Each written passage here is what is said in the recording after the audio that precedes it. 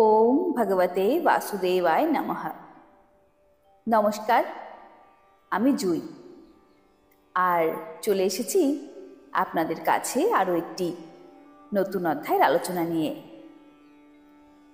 আজকের আলোচ্য অধ্যায়টি হল শ্রীমদ্ ভাগবত মহাপুরাণের পঞ্চম স্কন্ধের ৪৪ অধ্যায়, রাহু আদির স্থিতি, অতলাদি অধলোকের বর্ণনা। তাহলে চলুন আর দেরি না করে আজকের অধ্যায়ের পাঠটি জেনে নেওয়া যাক। শ্রী শুকদেব বললেন, পরীক্ষিত, কেউ কেউ বলেন সূর্য থেকে অযুত যোজন নিচে রাহু নক্ষত্রের মতো বিচরণ করছেন। ইনি ভগবানের দয়াতে দেবত্ব এবং গ্রহত্ব লাভ করেছেন। সিংহিকার পুত্র রাহু স্বয়ং অসুরাধম, তিনি এই পদ লাভ করার অযোগ্য। এর জন্ম এবং কর্ম সম্বন্ধে এখন বর্ণনা করব। প্রতাপনশীল সূর্যের মণ্ডলের বিস্তার অযুত ১০,০০০ যোজন বলা হয়েছে। সেই রূপ চন্দ্রমণ্ডলের বিস্তার ১২,০০০ যোজন এবং রাহুর বিস্তার ১৩,০০০ যোজন। অমৃত পানের সময় রাহু সূর্য এবং চন্দ্রের মধ্যিখানে দেবতার বেশে বসেছিলেন। সেই সময় সূর্য ও চন্দ্র তার ছদ্মবেশ প্রকাশ করে দেন। সেই জন্য রাহুর সঙ্গে তাদের শত্রুতা ঘটে এবং পূর্ণিমা ও অমাবস্যায় রাহু তাদের আক্রমণ করেন। এই দেখে ভগবান তার প্রিয় অস্ত্র সুদর্শন চক্রকে সূর্য ও চন্দ্রের রক্ষার জন্য প্রয়োগ করেন। ওই অস্ত্র নিরন্তর ভ্রমণ করে। তার দুর্বিষহ তেজে উদ্বিগ্ন ও চকিত হৃদয় রাহু মুহূর্তকাল সূর্য ও চন্দ্রের দিকে ধাবিত হয়ে আবার দূরে সরে যায়। যতক্ষণ রাহু সূর্য ও চন্দ্রের সামনে থাকে তাকে গ্রহণ বলে। রাহুর অবস্থানের ১০,০০০ যোজন নিচে সিদ্ধ, চারণ ও বিদ্যাধরদের অবস্থান। এর নিচে যতদূর অবধি বায়ু প্রবাহিত হয় এবং মেঘ সকল দৃষ্ট হয় সেই অন্তরিক্ষ লোক। এটি যক্ষ, রাক্ষস, পিশাচ, প্রেত এবং ভূতদের বিচরণস্থল। এর নিচে ১০০ যোজন দূরে এই পৃথিবী। যতদূর পর্যন্ত হংস, শকুনি, বাজপাখি এবং গরুর পক্ষী সকল উড়ে যেতে পারে ততদূর হল এর সীমা। পৃথিবীর বিস্তার এবং স্থিতি সম্বন্ধে পূর্বেই বর্ণনা করা হয়েছে। এই পৃথিবীর নিচে অতল, সুতল, বিতল, তলাতল, মহাতল, রসাতল ও পাতাল নামে সপ্তলোক আছে। এরা পরপর একে অপরের নিচে এবং ক্রমশ অপর থেকে ১০,০০০ যোজন দূরে অবস্থিত এবং দৈর্ঘ্য ও প্রস্থে অযুত যোজন। এই ভুবিবর এক প্রকার স্বর্গের মতোই। এখানে স্বর্গের থেকেও বেশি বিষয়, ঐশ্বর্য, আনন্দ, সন্তান সুখ এবং ধন সম্পত্তি বর্তমান। এখানকার ঐশ্বর্যপূর্ণ ভবন, উদ্যান এবং ক্রীড়াস্থলে দৈত্য, দানব এবং নাগগণ নানা রকম মায়াময় আমোদ প্রবোধ করেন। এরা সকলেই গার্হস্থ্য ধর্ম পালন করে থাকেন। এদের স্ত্রী, পুত্র, বন্ধু বান্ধব এবং অনুচরগণ পরস্পর অনুরক্ত এবং সতত প্রসন্নচিত্ত। ইন্দ্র এবং অন্য দেবতাগণ এদের ভোগে বাধা সৃষ্টি করতে সমর্থ নন না। মহারাজ, এই বিবরে মায়াবী ময়দানব অনেক শোভাময় পুরী নির্মাণ করেছেন। অনেক রকম উৎকৃষ্ট মণির দ্বারা নির্মিত বিচিত্র ভবন, প্রাচীর, পুরোদ্বার, সভাভবন, মন্দির চত্বর এবং গৃহ দ্বারা এই সকল পুরী সুশোভিত। এই সকল গৃহকোণে নাগ ও অসুর মিথুনেরা বাস করে এবং পারাবত, সুখ সারিকা ইত্যাদি পক্ষীরা কলকাকলি করে। এই রূপে পাতালাধিপতিদের গৃহগুলি ওই সকল পুরীর শোভাবর্ধন করে। তথাকার উদ্যানসমূহ মন ও ইন্দ্রিয়কে আহ্লাদিত করে অমরলোকের উদ্যান শোভাকে পরাজিত করেছে। এখানে বৃক্ষের শাখা সকল পুষ্প, ফল এবং নবকিশলয়ের ভারে অবনত হয়ে আছে এবং লতা সকল ওই তরুসমূহকে আলিঙ্গন করে রয়েছে। অমল জলপূর্ণ জলাশয় সমূহে বিহঙ্গ মিথুনেরা বিলাস করে। এই সকল বৃক্ষ এবং জলাশয়ের সুষমায় ওই উদ্যান সমূহের শোভাবর্ধিত হয়েছে। এই সকল জলাশয়ের মৎস্যগুলি যখন ক্রীড়া করে তখন সেই জল চঞ্চল হয়। সেই সঙ্গে জলে প্রস্ফুটিত কমল, কুমুদ, কুবলয়, কলহার, নীলোৎপল, লাল কমল এবং শতপত্র কমলও আন্দোলিত হয়। এই কমল বনে বিহঙ্গকুল অবিচ্ছিন্ন বিহারকালে নানা প্রকার মধুর ধ্বনি করে, যা শুনে মন ও ইন্দ্রিয় সকল উৎফুল্ল হয়। সেই সময় ইন্দ্রিয় সকল উৎসবানন্দ অনুভব করে এবং অমরলোকের সৌন্দর্য ও পরাভূত হয়।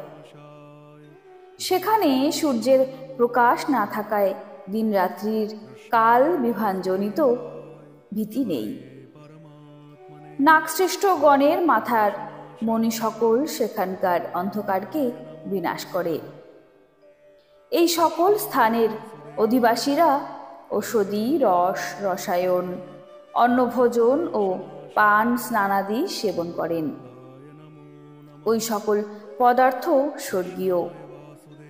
এই স্বর্গীয় বস্তু পান করার জন্য তাদের দৈহিক এবং মানসিক রোগ হন না। তারা বলিরেখা, পালিত কেশ, বার্ধক্য, দেহ বৈবর্ণ, দৌর্গন্ধ, শ্বেত, ক্লান্তি ও অনুৎসাহ ইত্যাদি বয়োবৃদ্ধিজনিত অবস্থার পরিবর্তন দ্বারা আক্রান্ত হন না। তারা সর্বদাই সুন্দর, স্বাস্থ্যবান, যৌবন সম্পন্ন এবং শক্তিমান থাকেন।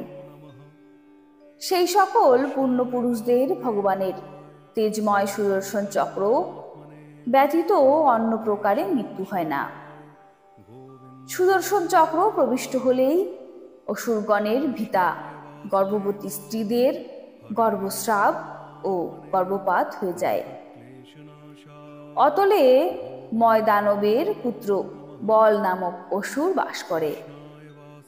এই অসুর ৯৬ রকম মায়া সৃষ্টি করতে সক্ষম। এর মধ্যে কিছু কিছু এখন পর্যন্ত মায়াবীরা ধারণ করেন।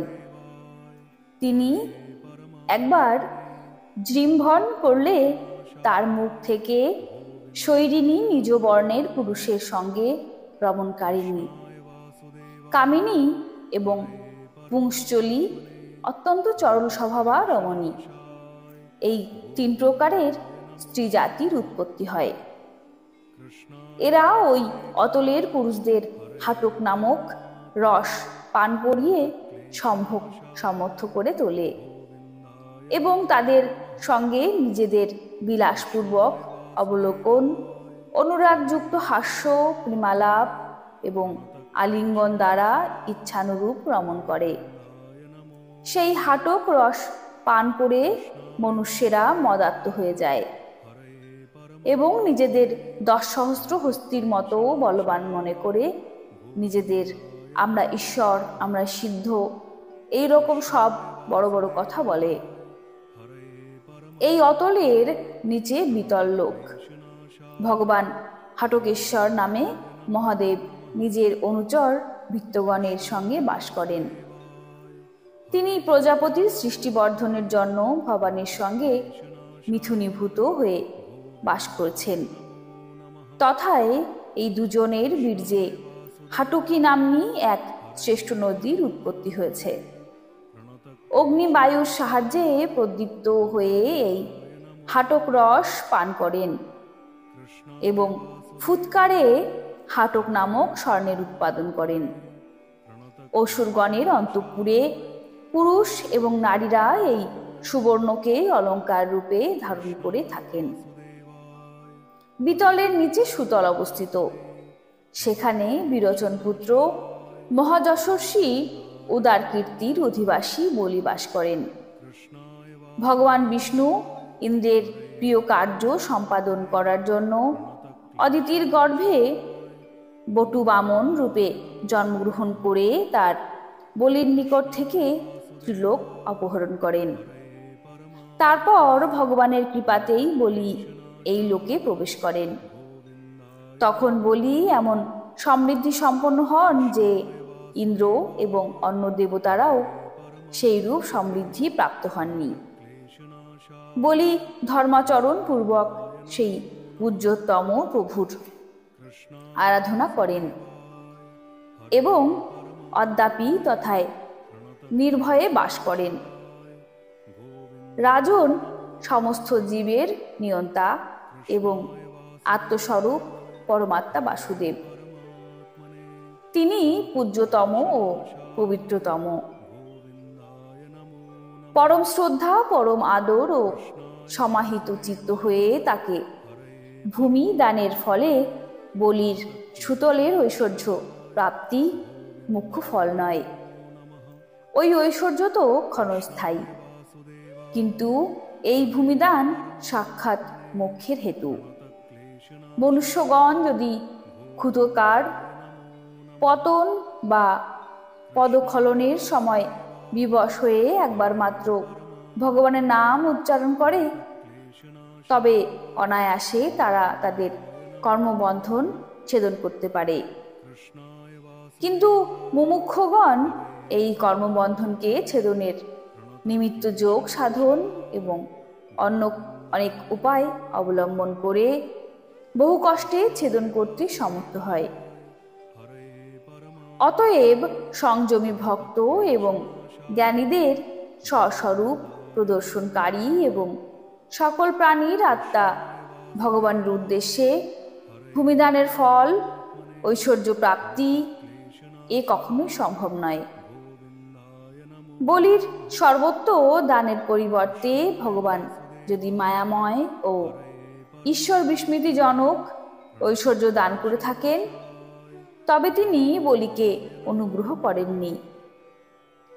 যখন ভগবান অন্য কোনো উপায়ে না দেখে জ্ঞাতছলে বলির শরীর মাত্র অবশিষ্ট রেখে তার 3 লোক অপহরণ করে তাকে বরুণ পাশে আবদ্ধ করে গিরিগুহায় নিক্ষেপ করেন।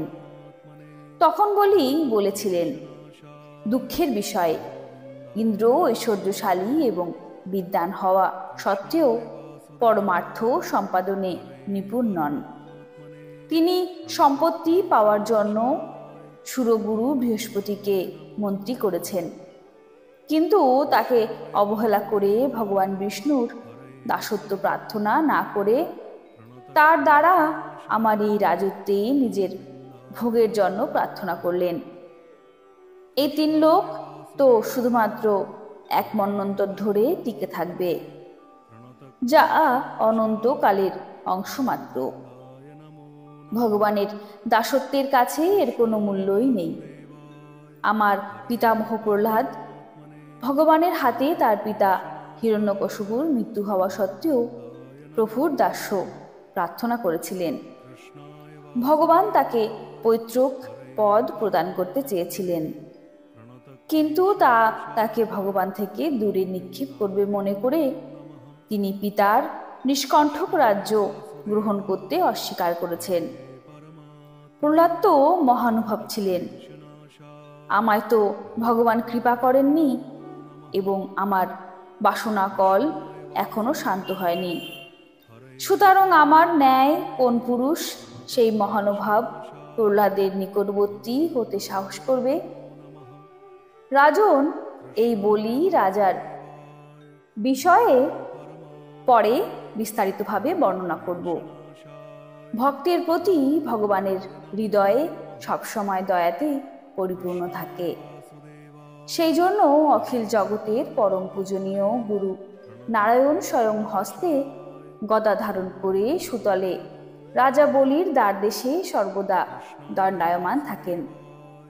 একবার অহংকারী রাবণ যখন দিগ্বিজয় করার সময় সেখানে উপস্থিত হন, তখন ভগবান তার পদাঙ্গুষ্ঠের আঘাতে রাবণকে লক্ষ যোজন দূরে নিক্ষেপ করেন। সুতলের নিচে তলাতল অবস্থিত, সেখানে ত্রিপুরা দ্বিপতি ময় দানব বাস করেন। একবার ভগবান শঙ্কর 3 লোকে শান্তি স্থাপনের উদ্দেশ্যে তার ময়দানবের 3টি পুরী দগ্ধ করেন। আবার তারই ভগবান শঙ্করের কৃপাতে ময়ে এই স্থান লাভ করেন। এই মায়াবীদের পরম গুরু এবং মহাদেব দ্বারা সুরক্ষিত, তাই তিনি সুদর্শন চক্রকে ভয় করেন না। এখানকার আদিবাসীরাও তাকে খুব সম্মান করেন। নিম্ন দেশে মহাতলে অনেক ফণা বিশিষ্ট পদ্রুপুত্র সর্পদের ক্রোধবশ নামে এক সম্প্রদায় আছে। তাদের মধ্যে কুহক, তক্ষক, কালীয় এবং সুসেন প্রসিদ্ধ নাগ। তাদের বড় বড় ফণা আছে। তারা সর্পগণ সর্বদা ভগবানের বাহন পক্ষীরাজ গরুরকে ভয় করে। তথাপি কখনো কখনো স্ত্রী, পুত্র, মিত্র এবং আত্মীয়দের সঙ্গে প্রমত্ত হয়ে বিহার করেন। তার মহাতলাতলের নিম্নদেশে রসাতলের পনি নামে দৈত্য এবং দানবেরা বাস করে। তাদের নিবাত কবচ কালেয় এবং হিরণ্যপুর বাসীও বলা হয়। এদের সঙ্গে দেবতাদের শত্রুতা।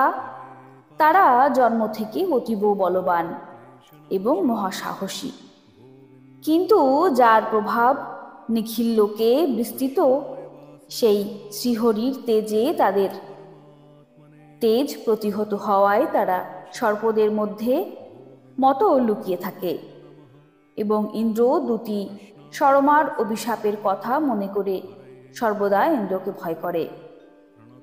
রসাতলের নিচে পাতাল অবস্থিত, সেখানে শঙ্খ, কুলিক, মহাশঙ্খ, শ্বেত, ধনঞ্জয়, ধৃতরাষ্ট্র, শঙ্খচূড়, কম্বল, অশ্বতর এবং দেবদত্ত ইত্যাদি মহাক্রোধী বড় বড় ফণাযুক্ত নাগগণ বাস করেন। বাসুকী এদের মধ্যে প্রধান। তাদের কারো 5, কারো 7, কারো 10, আবার কারো কারো 100 এবং সহস্র মস্তক আছে। এদের ফণায় বিরাজিত দেদীপ্যমান মনে সকল স্বীয় কান্তির ছটায় পাতালের সমস্ত অন্ধকার দূরীভূত হয়। শ্রী মহর্ষি বেদব্যাস প্রণীত পারমহংসী সংহিতা শ্রীমৎ ভাগবত মহাপুরাণের 5ম স্কন্ধের রাহু আদি লোকের বর্ণনা নামক 24 অধ্যায়ের এখানে সমাপ্ত হলো। কেমন লাগলো ভিডিওটি কমেন্টে অবশ্যই জানাবেন। ভালো লাগলে অবশ্যই ভিডিওটিকে লাইক করবেন। ভিডিওটি দেখার জন্য অসংখ্য ধন্যবাদ। ভিডিওটিকে অনেক অনেক করে শেয়ার করবেন আর এই ভক্তিময় বার্তাগুলি সবার মধ্যে ছড়িয়ে দেবেন। ভালো থাকবেন। নমস্কার। রাধে রাধে।